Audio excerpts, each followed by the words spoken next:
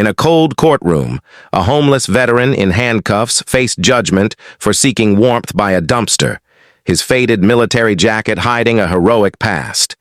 When Judge Olivia Parker recognized his name, the truth unraveled. Mason Quinn, a decorated Marine who braved enemy fire to save her brother in Fallujah, stood forgotten by the system he served. What followed was a breathtaking moment of justice, redemption, and long overdue recognition, as a forgotten hero's honor was restored, proving that no Marine and no sacrifice is ever truly left behind. The courtroom was a cold, sterile place, its walls lined with dark wood and its air heavy with the weight of judgment. The fluorescent lights buzzed faintly, casting a harsh glow over the worn linoleum floor. Mason Quinn, a man of 69 whose life had been shaped by sacrifice and hardship, stepped forward in handcuffs. His weathered face, etched with deep lines carved by decades of struggle, was downcast, his eyes fixed on the floor as if it held answers to questions he'd long stopped asking. His faded military jacket, 2 sizes too large, hung loosely on his frail frame, a relic from a shelter's donation bin. Once, he had stood tall in dress blues, his chest adorned with medals that gleamed under the sun. Today he was a shadow of that man, awaiting judgment for crimes born of survival. Name? The clerk asked, her voice sharp and procedural. Mason's voice trembled, rusty from disuse but carrying a quiet dignity. Mason Quinn, Staff Sergeant, United States Marine Corps. No one in the courtroom could have anticipated what would unfold in the next few minutes. As Judge Olivia Parker, a woman with 20 years on the bench and a reputation for fairness, reviewed his file, her face drained of color. Her hands froze on the pages, her breath catching in her throat. The name. Mason Quinn wasn't just another case number. It belonged to the man who had saved her brother's life on the battlefield of Fallujah, a man who had made the ultimate sacrifice without seeking recognition. In that moment, the courtroom transformed from a place of judgment into a stage for redemption. Mason sat on the courtroom bench, his shoulders slumped under the weight of years. The jacket he wore, patched and threadbare, smelled faintly of mildew, a stark contrast to the crisp uniforms he'd once donned. His hands, gnarled by arthritis and scarred from old wounds, rested in his lap, the handcuffs chafing against his wrists. Decades ago, he'd been a Marine, a staff sergeant in the 2nd Battalion, 8th Marines, serving in Vietnam and later Iraq. His chest had once borne the weight of a Silver Star, Purple Hearts, and other commendations, each a testament to courage under fire. Now his only possessions were the clothes on his back and a small bundle of memories he carried in his mind, memories of comrades, of battles, and of a life that had slipped away. The bailiff's voice cut through the hum of the courtroom. Docket 47B, City versus Mason Quinn. Charges: disturbance of the peace, trespassing, resisting arrest. Mason shuffled forward, his movements stiff and deliberate. The pain in his joints was a constant companion, a reminder of shrapnel wounds from Vietnam and a traumatic brain injury from Iraq that had never fully healed. His eyes, once sharp and commanding, were clouded with fatigue and resignation. The prosecutor, a young man with perfect teeth and a tailored suit that screamed ambition, stood to present the case. Mr. Quinn has been repeatedly warned about loitering behind the Jefferson Street Café, the prosecutor said, his tone clipped and professional. The owner has filed 3 complaints this month alone. This is a clear pattern of disregard for the law. What the prosecutor omitted was the truth of Mason's actions. He hadn't been loitering for mischief or malice. On the coldest nights, when December's chill sank below freezing, Mason sought refuge near the cafe's dumpster, where the kitchen's exhaust vent offered a fleeting warmth. He never panhandled, never bothered customers. He simply sat quietly, his back against the brick wall, grateful for the heat that kept frostbite at bay. Sometimes Jimmy, The cafe's cook would slip him a half sandwich or a cup of coffee, a small act of kindness from a man whose father had served with Mason in Desert Storm. Officer James Reynolds, the arresting officer, took the stand next. His testimony was matter-of-fact, devoid of empathy. Found the defendant behind the cafe at 11:45 p.m. He refused to vacate the premises when instructed. Mason hadn't refused, not in the way the officer implied. He'd asked for 5 more minutes to finish the sandwich Jimmy had given him, his voice soft and pleading. But to the officer, it was defiance, and Mason had learned long ago that arguing with authority was futile. He'd been cuffed and brought to the precinct, his dignity stripped away as easily as his freedom. "Your Honor," the prosecutor continued, "this is the defendant's 3rd citation this year. We recommend community service and a 30-day, no trespass order for the downtown business district." Mason's heart sank. A no trespass order would cut him off from the shelter on 4th Street, the only place he could find a warm bed. It would mean no more meals at St. Luke's Church on Tuesdays and Thursdays, where volunteers served hot soup and treated him like a person, not a problem. It would mean true isolation in the coldest part of winter, a sentence far harsher than, the prosecutor's words suggested. Judge Olivia Parker leaned forward, her half-moon reading glasses perched on her nose. Her stern features softened slightly as she addressed him directly.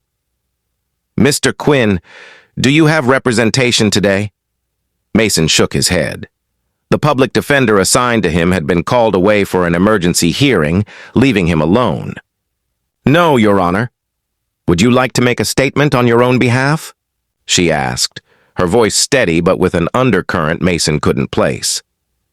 He cleared his throat, the sound rasping in the quiet courtroom.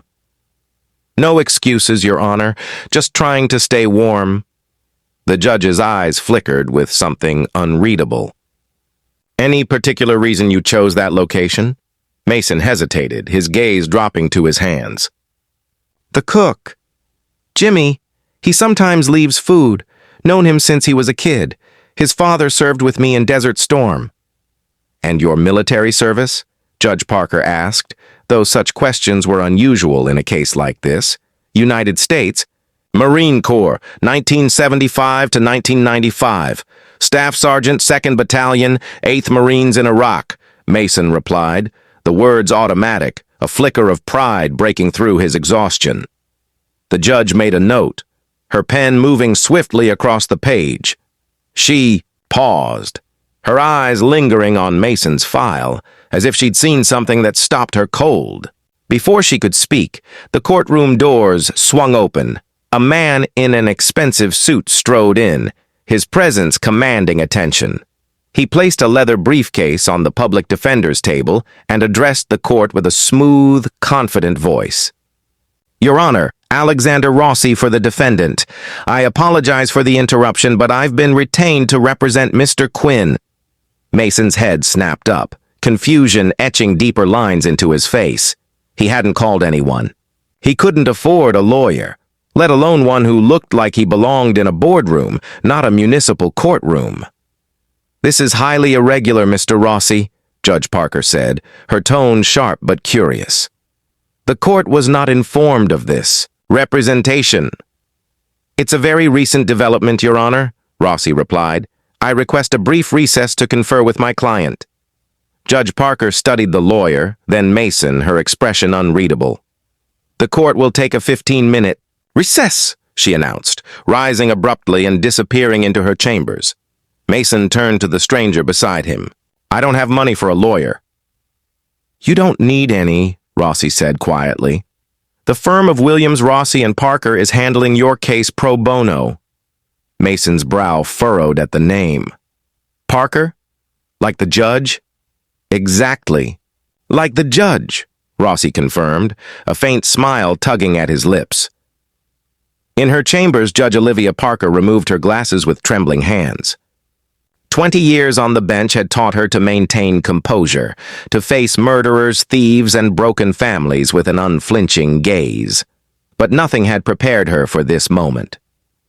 She unlocked her desk drawer and pulled out a worn photograph, its edges frayed from years of handling. It showed her as a young woman standing beside her brother, Lieutenant Jack Parker, in his Marine dress uniform. His arm was around her shoulders, both of them smiling at his commissioning ceremony. Beside the photo lay Jack's last letter, from Iraq, its paper thin from countless readings. "It can't be the same man," she whispered, though the details in Mason's file aligned too perfectly. She reread the letter, her eyes lingering on Jack's words. "If not for Staff Sergeant Quinn, none of us would have made it out. He ran across open ground under heavy fire to reach a fallen Marine, then provided covering fire so we could evacuate our wounded." 2 weeks after writing those words, Jack had been killed by an IED. Olivia remembered the military funeral, the folded flag presented to her parents, the weight of grief that had never fully lifted. A Marine had approached them afterward, his voice thick with emotion. "Your son saved my life," he'd said. "I was the one he pulled to safety." He hadn't needed to finish the sentence. His name was Mason Quinn. Olivia had tried to find him after the funeral, desperate to hear more about her brother's final days. But the Marine Corps had told her Quinn had been redeployed immediately. Later inquiries revealed he'd been honorably discharged after suffering severe PTSD and a traumatic brain injury during his final tour. She'd searched for years, but Mason Quinn had vanished into the cracks of a system that too often failed its veterans. And now, 20 years later, he sat in her courtroom, homeless, alone, and unrecognized. A knock at the door interrupted her thoughts. Alexander Rossi, her late husband's former law partner and a family friend, entered, his expression concerned. "Olivia, what's going on?" "It's him, Alex," she said, gesturing to the photograph. "The Marine who saved Jack, the one who carried him out under fire." Rossi's eyes widened as he connected the dots. "The homeless veteran in your courtroom, is that Mason Quinn? The one you've been trying to locate for years?" Olivia nodded, her voice barely above a whisper. "His service record confirms it. Fallujah, 2004, same unit as Jack, awarded the Silver Star for the action Jack described. Does he know who you are?" Rossi asked. "I don't think so. I married Thomas after law school, changed my name to Parker, and it's been 20 years. She paused, collecting herself. "What happened to him, Alex? How does a decorated Marine end up homeless and in my courtroom for trying to stay warm?" Rossi shook his head. "From what I gathered in our brief conversation, he suffered severe PTSD after his final tour. His wife left while he was deployed. VA benefits got tangled in bureaucracy. He worked construction for years until his injuries made physical labor impossible. The rest followed: job loss, foreclosure, the streets." Olivia closed her eyes, remembering her brother's words. "Quinn is the best of us, the kind who would give everything for his Marines without a second thought. If I'm half the officer he is as an NCO, I'll consider myself successful." "What are you going to do?" Rossi asked gently. "You could recuse yourself." "No," Olivia said firmly. "I'm not letting him slip away again. You know there are ethical considerations here, but there are also ethical considerations in how we treat those who sacrificed everything for our country." When Judge Parker returned to the courtroom, her posture was impeccable, her expression neutral. Yet those who knew her well might have noticed a slight tremor in her hands as she arranged the papers before her. "Mr. Rossi, has your client decided how he wishes to proceed?" she asked formally. Rossi stood. "Your Honor, we request dismissal of all charges. My client was seeking shelter from dangerously cold conditions, a basic human necessity. Furthermore, we can demonstrate that Mr. Quinn had implied permission from restaurant employees to be on the premises." The prosecutor began to object, but Judge Parker raised a hand, silencing him. "I have questions for the defendant," she said, turning to Mason. "Mr. Quinn, Your military record indicates service in Fallujah during 2004. Is that correct? Mason straightened slightly, muscle memory from decades of military bearing overriding his fatigue. Yes, Your Honor. 2nd Battalion, 8th Marines. And on April 17, 2004, were you involved in an operation near the western outskirts of the city? Confusion crossed Mason's weathered face. Yes, ma'am. We were escorting a convoy when we came under heavy fire. During that engagement, the judge continued, her voice steady. Did you rescue a wounded Marine, a Lieutenant Jack Parker, while under enemy fire? The courtroom fell silent. Mason's eyes narrowed, memories washing over him. Lieutenant Parker, he repeated slowly. Yes. Young officer. Good man. He was hit trying to reach a wounded corpsman. I got to him, pulled him behind a wall. He kept telling me to leave him, to get the others out first. In the gallery, a silver-haired man in a Marine Corps League jacket leaned forward, his attention riveted. And what happened to Lieutenant Parker? Judge Parker asked, her professional mask firmly in place. We got him to the medevac, Mason said, his voice dropping. I heard later he made it to Germany. Then, a few weeks after, he was on patrol again. His vehicle hit an IED. His voice cracked. All these years, I've wondered if I'd done more damage than good getting him out only for him to die later. The silver-haired Marine stood unable to contain himself. That's him, he announced. That's Staff Sergeant Quinn. I was there that day. He saved 6 of us. Judge Parker struck her gavel sharply. Order, she commanded, though her voice wavered. The courtroom quieted, tension humming in the air. Mason stared at the floor, uncomfortable with the attention. Your Honor, the prosecutor interjected. While Mr. Quinn's military service is admirable, it has no bearing on... The court disagrees, Judge Parker interrupted, her tone final. It has every bearing. She set her gavel down deliberately. This court will take a 10-minute recess. Bailiff, ensure Mr. Quinn remains in the courtroom. As she rose to leave, she paused, making unprecedented eye contact with Mason.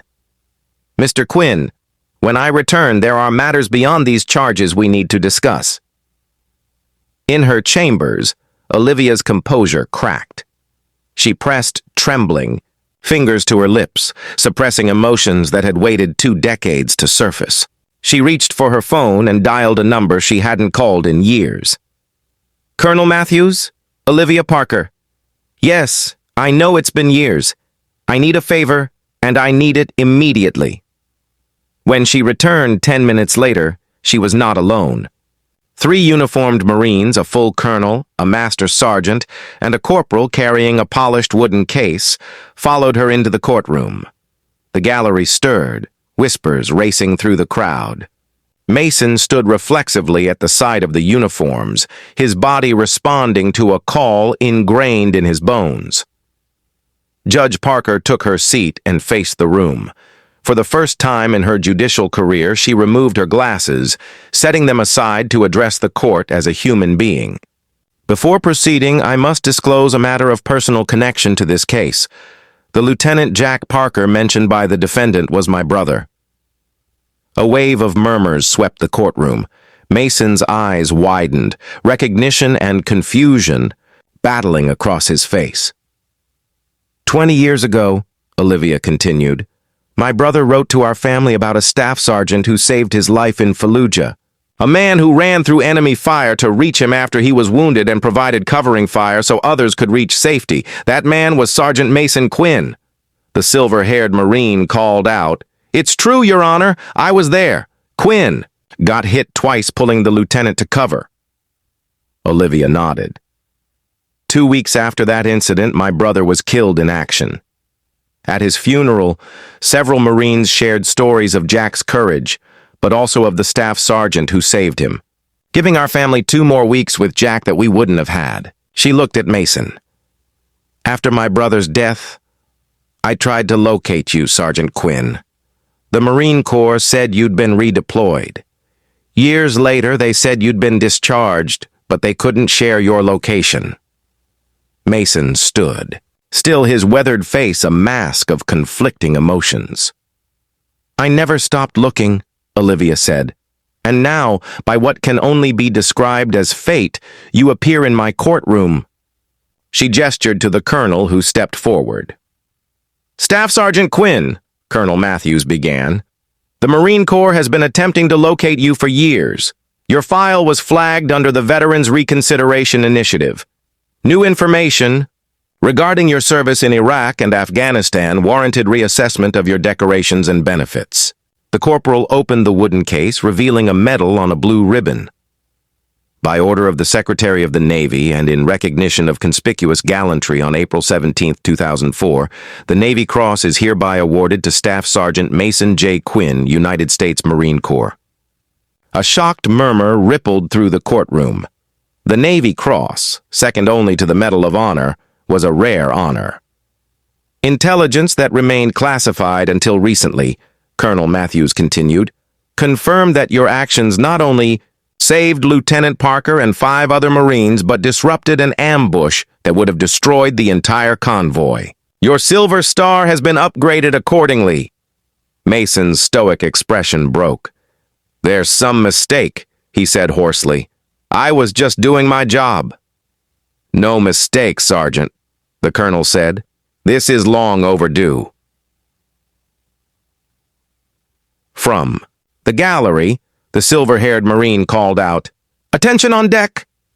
He and several others rose, saluting Mason. One by one, the entire courtroom stood. Veterans, civilians, even the prosecutor, caught in a moment of undeniable respect. Judge Parker, tears streaming down her face, addressed the court. "In light of these circumstances, all charges against Staff Sergeant Mason Quinn are dismissed with prejudice." She struck her gavel. "This court stands adjourned." As the formalities concluded, the Master Sergeant approached Mason with a tablet. "Sir, we've been trying to locate you to process your corrected VA benefits. Your disability rating has been reassessed at 100% service-connected, retroactive to your discharge date." "What does that mean?" Mason asked, overwhelmed. "Substantial back pay, full medical coverage, housing allowance, and education benefits should you wish to use them," the Master Sergeant said. Alexander Rossi stepped forward. "Our firm will ensure this is processed immediately, Mr. Quinn. No more bureaucratic delays." From the back of the courtroom, Jimmy, the cook, approached, tears in his eyes. "My dad always said there was a Marine who saved his whole unit. Said if I ever met a Mason Quinn, I owed him everything." He extended his hand. "Never realized it was you." The prosecutor, visibly moved, approached Mason. "Sir, I had no idea. Please accept my apology." Mason stood amid the sudden attention, his posture straightening as though the weight of unacknowledged honor had been lifted. Judge Parker descended from the bench, her professional distance gone. She stopped before Mason, her voice soft. "My brother wrote that you told him, 'No Marine gets left behind while I'm breathing.' Today, Sergeant Quinn, we fulfill that promise to you." 2 weeks later, Mason stood before a mirror in a one-bedroom apartment, still adjusting to the idea of a home. The Veterans Affairs Housing Program had expedited his case, placing him in a complex for formerly homeless veterans. The walls were bare except for a display case containing his Navy Cross, Purple Hearts, and service medals, recovered by Rossi from a storage unit auctioned off years ago. A knock at the door interrupted his thoughts. Judge Olivia Parker stood in the hallway, out of her robes, carrying a small box. "May I come in, Sergeant Quinn?" Mason ushered her inside. "Please, just Mason is fine, Your Honor." "Then I'm just Olivia," she said with a smile. "At least outside my courtroom." They sat in the small living area, the weight of their shared history between them. Olivia opened the box, revealing a bundle of letters. "These are from Jack. He wrote every week while deployed." She handed one to Mason. "This one mentions you. It was written the day after you saved him." Mason unfolded the paper, his hands trembling. "Mom and Dad," he read aloud, "don't worry about what you're hearing on the news. I'm safe thanks to one of my NCOs. Staff Sergeant Quinn did something yesterday I still can't believe. When our unit was hit, he moved through fire that should have dropped anyone. He wouldn't leave me, even when I ordered him to. Said no Marine gets left behind on his watch." Mason's voice faltered. "He wrote about you often," Olivia said. "Said you were the kind of Marine he aspired to be." "He was a good officer," Mason replied. "Young, but he cared about his men. That's rare." "After we lost Jack, I went to law school," Olivia said. "The Veterans Court program I started, the Housing Initiative. It began because of what Jack wrote. About you, about how the system fails even its heroes." Mason looked away, uncomfortable. "I'm no hero. Just did what needed doing." "That's what heroes always say," Olivia replied gently. She hesitated, then continued. "The day Jack died, he was leading a patrol to find an insurgent cell targeting civilians. He volunteered for the mission. His last letter said he was trying to live up to the example you set." Mason's breath caught, the weight of survivor's guilt crashing over him. For 20 years, he'd wondered if saving Jack had been futile. "He didn't die because of you," Olivia said, reading his thoughts. "He lived the way he did because of you." They sat in silence, snow falling gently outside. Finally, Mason spoke, his voice barely a whisper. "All these years on the street, I thought nobody remembered, that it all meant nothing." "It meant everything," Olivia said.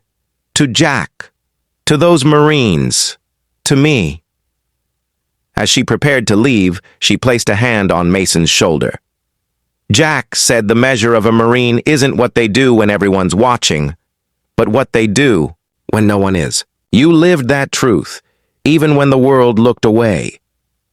Mason stood straighter, a silent dignity returning. "Someone remembered my name," he said. "After all this time, someone remembered." In that quiet moment, something long broken began to heal. Not just for Mason Quinn, but for all those touched by his unrecognized honor. Some save others from death, but spend a lifetime forgotten. Honor doesn't require glory. Sometimes, a moment of recognition is enough to help someone stand tall again. Thank you for reading Mason Quinn's powerful story of sacrifice, redemption, and the enduring honor of those who serve. Stories like his remind us to recognize and uplift those who have given so much, often at great personal cost. If this tale touched your heart, please subscribe to Talus Strength for more inspiring stories that celebrate courage, kindness, and justice. Your support helps us share narratives that ensure no one is left behind. Comment respect below to stand for compassion and recognition for all. Semper Fi.